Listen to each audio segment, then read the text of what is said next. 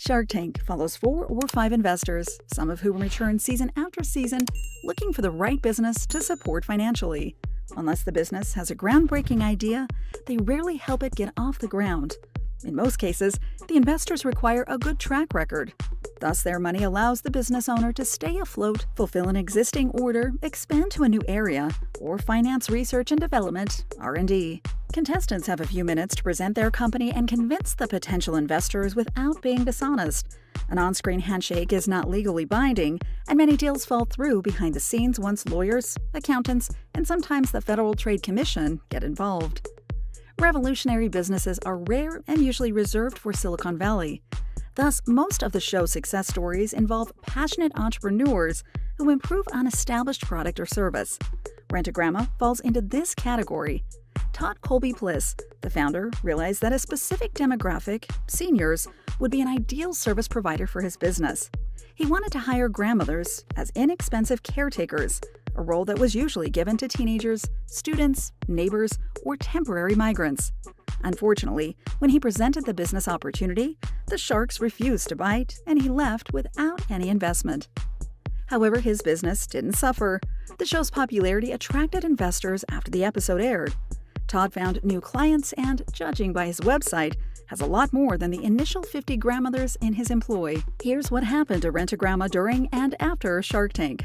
Todd didn't get any money from the Shark Tank participants when he debuted in the 8th episode of the 3rd season. However, they praised his business acumen and celebrated his desire to involve an underappreciated section of the population. After all, the community often neglects senior citizens, and Todd wanted to hire them to care for babies, children, and young teens. He felt that grandmothers would be better at nurturing without charging exorbitant fees, and that everyone involved would benefit. That would get him government support, too. Some countries consider older people redundant if they're unable to work for whatever reason. Importantly, Rent-A-Grandma didn't have to spend money on training. Grandmothers could earn money from the job that they've done or still do for their loved ones. Additionally, the on-call and contractor nature of Todd's business model allowed them to be available only when they felt capable. That benefited grandmothers more than financially. They found companionship, made friends on the job, and could take breaks. Unfortunately, while the investors loved the business, it wasn't far enough along, so they couldn't make enough money in a reasonable period. Still, Todd didn't lose heart and restructured Rent-A-Grandma after 2012. The company is active and has expanded to include the other half of the older population, grandfathers. Todd gave an excellent presentation and even brought a grandmother along to demonstrate the concept, stating that he had got the idea during his tutoring job when he noticed a shortage of reliable childcare providers. His clients' parents consistently complained about having to hire untrustworthy people unless they paid top dollar. While neighbors, children, or students were cheaper, they were often unavailable, inexperienced, overly accommodating, or distracted while on the clock. In contrast, grandmothers had decades of parenting experience, lots of free time, and reasonable compensation demands. Todd drove the point home saying, "Why hire a teenage nanny when you can have a grandma?" Sadly, the sharks didn't see enough current value to pay $150,000 for 20% of Rent-A-Grandma. Their biggest worry was Todd's plan to focus on franchising, i.e., allowing others to start a business under Rent-A-Grandma's name and business model for a fee. While that would let Todd's company expand across the U.S., it could also weaken the profits. Even worse, Robert Herjavec inquired about the grandmother's hourly rate, which was between $14 and $20, which was still serious cash since the minimum wage in Los Angeles, California was $8 an hour between 2008 and 2014. However, franchising the business meant that the sharks would wait longer for a return on their money to start raking in the cash without hundreds of thousands of clients and contractors. Most importantly, owning 1/5 or 1/4 of the company meant that they wouldn't have a decision-making percentage in the business. Therefore, the investors would, at best, be on the board of directors and without veto power against what they considered poor decisions. Some of this TV show's investors are willing to pay with their money if they receive a nearly fail-safe deal. Kevin O'Leary and Mark Cuban saw potential in the business and asked the most important questions after Robert, Barbara Corcoran, and Damon John pulled out of investing. Mark eventually dropped out, wanting to avoid his name being attached to a business focused on seniors. Kevin was inquiring about the business model and the relatively low sales of only $25,000 the previous year. He liked that grandmothers signed a 90-day deal, reducing the inconvenience when one gets sick or, unfortunately, passes away. After hearing the response, Kevin seemed to mull it over and was coming up with a Mr. Wonderful deal that he gives to desperate business owners. That usually indicated that he would want a 50%, if not 51%, example, the controlling share of the company, frequently without paying more than the asking price. He is also known to give loans with incredibly high interest rates or request a percentage of the royalties to accelerate his money return. Unfortunately, Kevin couldn't come up with a proposal that he was comfortable with, and Todd left the Shark Tank studio without money in his pocket. Subsequently, Todd listened to the advice and rarely mentioned franchising after 2012. Instead, he doubled down on his original business model with a twist, and to signify this change, renamed his business from Rent-A-Grandma with hyphens to Rent-A-Grandma. His approach changed because he realized that he was thinking too small.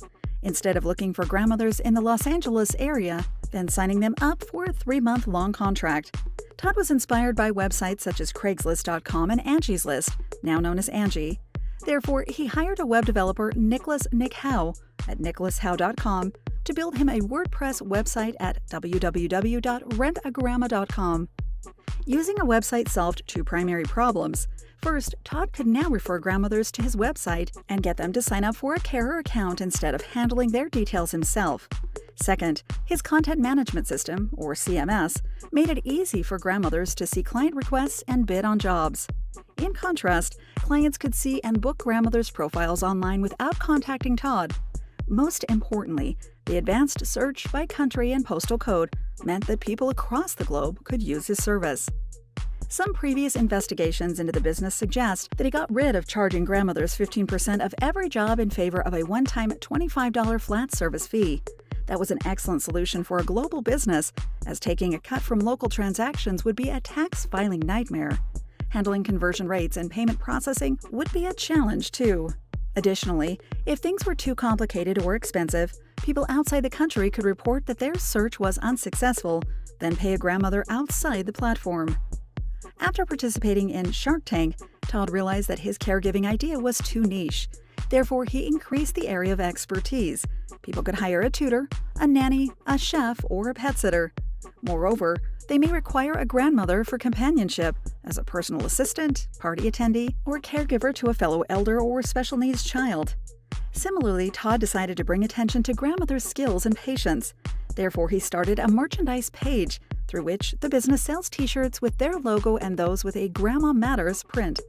Moreover, he sourced products such as chocolate chip cookies, brownies, and oatmeal raisin cookies, which helped grandmas whose baking skills exceeded their caregivers' ability to make some money.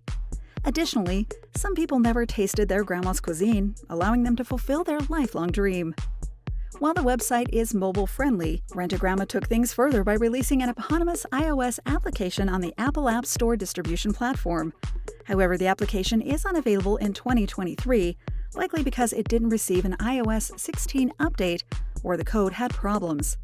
Additionally, Todd created 2 social media profiles on Twitter and Facebook under the handle rentagrandma.com and still uses a business email, rentagrandma@yahoo.com, for non-tech-savvy users, including grandmothers. Todd also realized that other adjustments would allow him to extend his reach without developing brand new technology or reinventing the wheel. Therefore, he started a second company, Rent-A-Grandpa, with an accompanying website, rentagrandpa.com. Although it has the same tagline with grandpa replacing grandma, it offers activities that men do more often. Therefore, clients can request various handyman services, such as dealing with furniture, electricity, painting, and lawn mowing. Moreover, they can hire grandfathers who are automotive specialists, which is useful whenever a mechanic's help is unnecessary or pricey. Rent-A-Grandpa, a new company with a rising list of services, lacks pages such as frequently asked questions, merchandise, and about us. However, it added a star-based rating system for registered grandpas and didn't charge grandfathers fees. However, it likely takes a percentage from their wages, as Rent-A-Grandma did, and is thus limited to U.S. territory. While Todd thought that pumping cash into his business early on would solve all his problems, the advice he received on set was valid. He needed more time to iron out all the kinks in his business plan, primarily restricting the company to US and not using a website or a mobile app to streamline hiring, paying, and reviewing grandmothers. Todd accepted criticism, examined his competitors, then applied excellent ideas, such as making Rent-A-Grandma available globally on mobile and desktop devices and via the website, social media, and email. After boosting the number of services, including letting grandmothers sell baked goods, he included grandfathers through his second company, Rent-A-Grandpa, that showed his business acumen, hence both companies are growing. Unfortunately, Todd may be stretched too thin. Both websites need an SSL certificate, which boosts their security and instills trust, and the promoted phone application is inaccessible. While those oversights hurt his brand's reputation, they are relatively inexpensive and easy to fix, which will no doubt happen soon. Thank you for spending some time with us. Make sure to like and subscribe so you never miss another video. We also handpick these videos, which we recommend you watch next. You can talk to us on all social medias or ask a question in the comments below. Thank you for being with us, and we'll see you back tomorrow.